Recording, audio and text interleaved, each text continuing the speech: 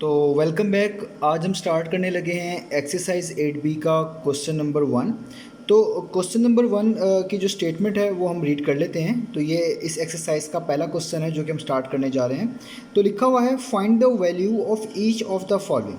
हमारे पास ए से लेकर डी तक ये बेसिकली 4 पार्ट्स गिवन है। इन सब में हमने वैल्यू फाइंड करके दिखानी है जो ए से लेकर डी तक पार्ट्स लिखे हुए हैं।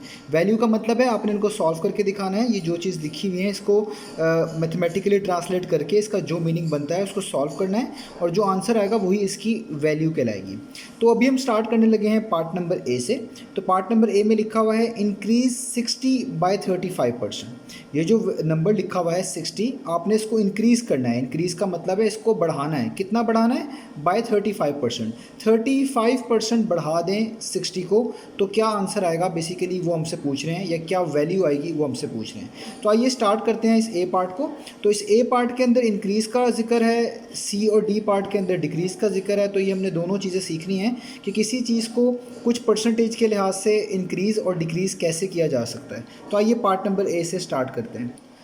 तो ये मैंने पहला पार्ट लिख लिया है। इसमें लिखा हुआ है इंक्रीज 60 बाय 35%। आपको इसका पहले मीनिंग समझ आना चाहिए। इस क्वेश्चन का मीनिंग क्या बनता है। आपने इस वैल्यू को बढ़ाना है। इंक्रीज का मतलब है बढ़ाना है, कुछ ऐड करना पड़ेगा।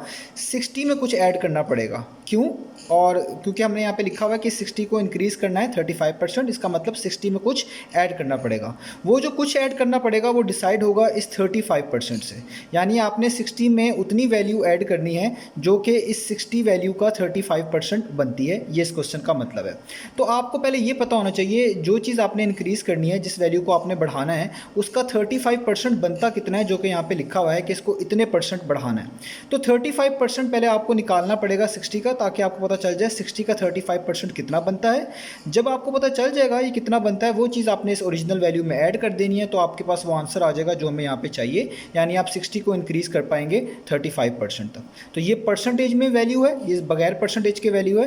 तो इस परसेंटेज की वैल्यू को कन्वर्ट करना है पहले सिंपल वैल्यूज़ के अंदर, ताकि वो 60 में ऐड हो सके। और उसके बाद हम बताएंगे कि इंक्रीज़ 60 हमने किया है तो कितना किया है और उसकी वैल्यू क्या आती है। तो सबसे पहला काम ये हुआ करेगा कि जो वैल्यूज़ यहाँ पे लिखी हुई है, जितने % उसको बढ़ाना है आप उतना % निकाल लें। तो मैं यहाँ पे लिखने लगा हूँ कि 35, इसका सोल्यूशन है।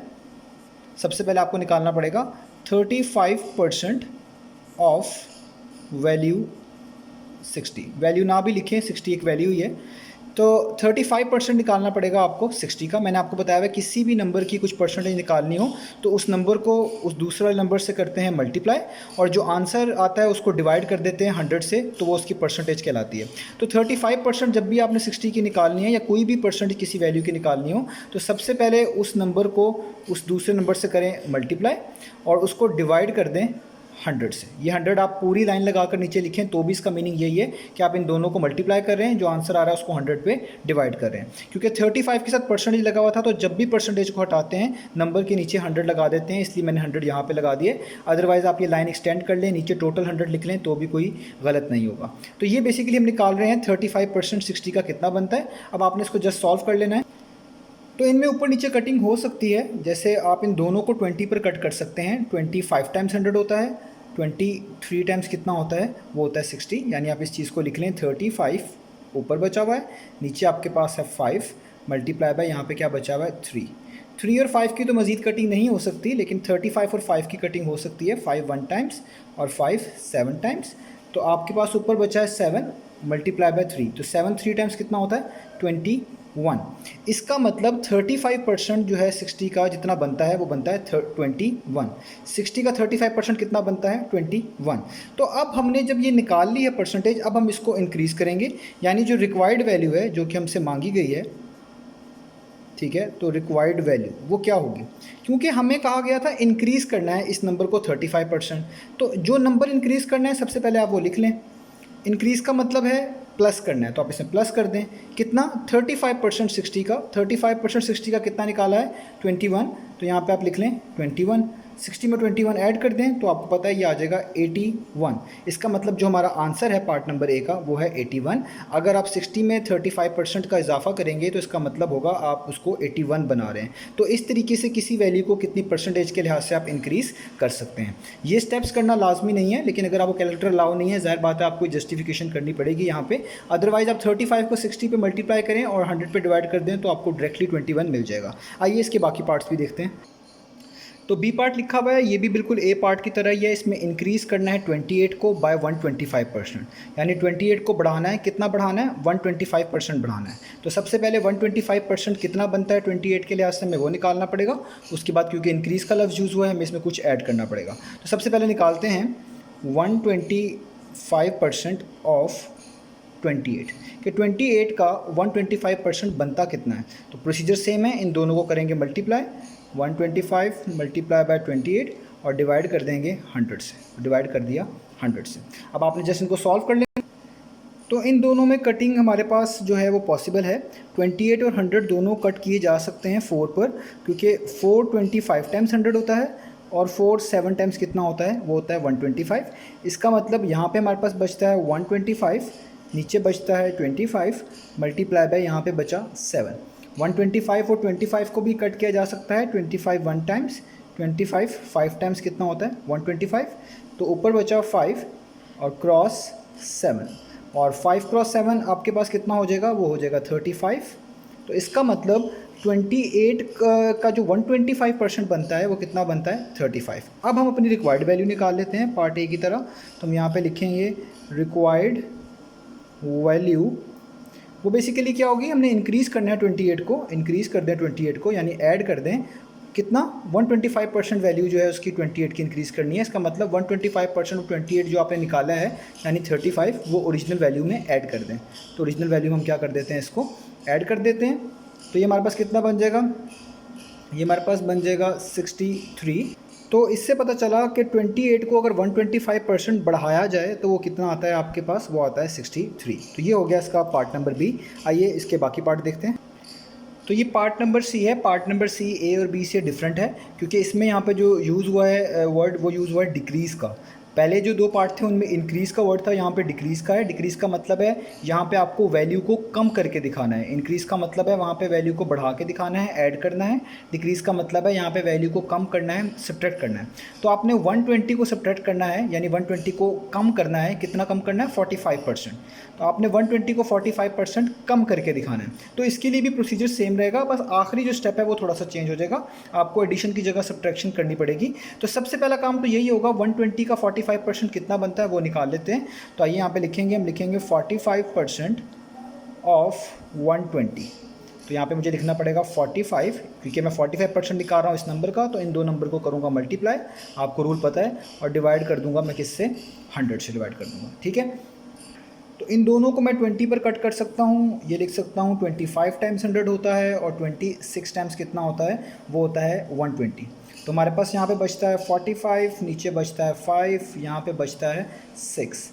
5 1 टाइम्स 5 होता है, और 5 9 टाइम्स 45 होता है। तो यहाँ पे बच गया 9 क्रॉस, यहाँ पे बच गया 6, और 9 6 टाइम्स आप कर लें, या 6 9 टाइम्स आप कर लें, वो होता है आपके पास 54। इसका मतलब 45% जो है 120 का कितना बनता है, 54। अब हमने अपनी रिक्वायर्ड वैल्यू निकाल कर दिखानी है। तो मैं यहाँ पे लिखूँगा रिक्वायर्ड वैल्यू। तो कैसे निकलेगी, वो वैल्यू है जो कि आपने वैल्यू डिक्रीज़ करनी है, पहले उसको लिख लें। क्योंकि अब यहाँ पे यूज़ हुआ है डिक्रीज़ का वर्ड, तो आपको यहाँ पे करना पड़ेगा माइनस, कम करनी है। तो कम माइनस से होगी, कितनी कम करनी है, 45% जो 120 का बनता है वो कम करना है। वो कितना बनता है, 54। इसका मतलब है आपके पास 120 में से अब आपको क्या माइनस करना है, 54। तो आपके पास आंसर आएगा 66। इसका मतलब जो हमने अगर डिक्रीज़ करें हम 120 को 45%, तो उसकी वैल्यू कितनी आती है, वो आती है 66। ये था इसका पार्ट नंबर सी। आइए लास्ट पार्ट भी देख लेते हैं। तो यहाँ पे मैं लिखूँगा डिक्रीज़ करके दिखाना है आपने 216 को बाय 37 होल नंबर 1/2%। इसको हम पढ़ते हैं 37 होल नंबर 1/2। ये बेसिकली मिक्स फॉर्म में लिखा हुआ है, और यहाँ पे भी क्वेश्चन डिक्रीज़ का ही है, यानी आपने 216 को कम करके दिखाना है इतने %। तो सबसे पहला काम वही होगा, आपने 216 का इतने % कितनी बनती है वो फाइंड करके दिखाना है। तो आइए स्टार्ट करते हैं इसको। तो सबसे पहले मैं निकालूंगा 37 होल नंबर 1/2% जो लिखा हुआ है, ये हमने निकाल के दिखाना है किसका, 216 का। यानी इतने परसेंट 216 का कितना बनता है वो वैल्यू हमने यहाँ पे पहले निकालनी है। तो प्रोसीजर सेम है, इस चीज़ को आप लिखेंगे, इसको मल्टीप्लाई करवा देंगे आप 216 से, और परसेंटेज की जगह पे आप यहाँ पे कह लें कि हमने डिवाइड करवा दिया 100 से। ये 100 मल्टीप्लाई बाय 1/100 भी लिख दें तो भी लॉजिकली सही है, लेकिन क्योंकि हम एक ही पैटर्न फॉलो करते आ रहे हैं तो कन्फ्यूजन ना हो, इस वजह से मैंने जिन दो चीज़ों को हम परसेंटेज के लिहाज से रिलेट कर रहे होते हैं, यानी इतने परसेंट 216 का निकाल रहे हैं, शुरू से इस तरह पार्ट लेके आ रहा हूँ, तो इसलिए मैंने ऐसे लिखा है कि इन दोनों को करते हैं मल्टीप्लाई, जो आंसर आता है उसको 100 पे क्या कर देते हैं, डिवाइड। ये होता है किसी भी चीज़ की कुछ परसेंटेज निकाल कर दिखाना। अब पहले हम इसको सॉल्व कर लेते हैं थोड़ा, और उसके बाद मैं आपको बताता हूँ कि ये 1/100 किस तरह वापस बन जाएगा। तो इसको सॉल्व किस तरह करेंगे, आपको 2 को 37 से मल्टीप्लाई करना होता है, जो आंसर आता है इसमें ऊपर वाला ऐड कर देना होता है, ये होता है इसका प्रॉपर सोल्यूशन। तो जब आप 2 को 37 से मल्टीप्लाई करेंगे आपके पास आंसर आएगा 74, और उसमें जो न्यूमरेटर होता है वो ऐड कर देंगे, 74 में 1 ऐड कर दें तो कितना हो जाएगा 75।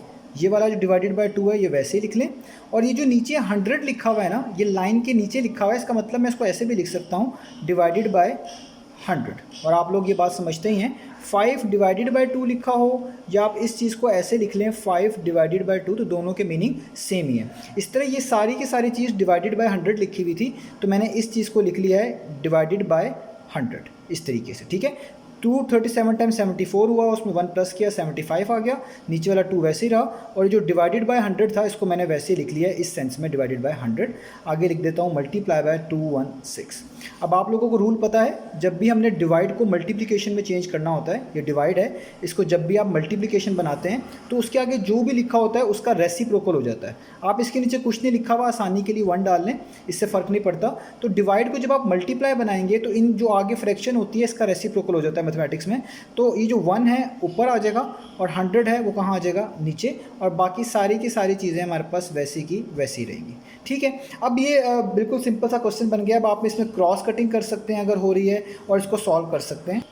तो मैं यहाँ पे अपना टाइम सेव करने के लिए इनमें कटिंग में नहीं जा रहा, मैं जस्ट इसका आंसर यहाँ पे कोट कर रहा हूँ। 75 को आप 216 से मल्टीप्लाई करेंगे, जो आंसर आएगा उसको 2 मल्टीप्लाई बाई 100 यानी 200 से डिवाइड कर देंगे, तो आपके पास आंसर इसका बनता है 81। इसका मतलब इतनी परसेंटेज 216 की कितनी बनती है, 81।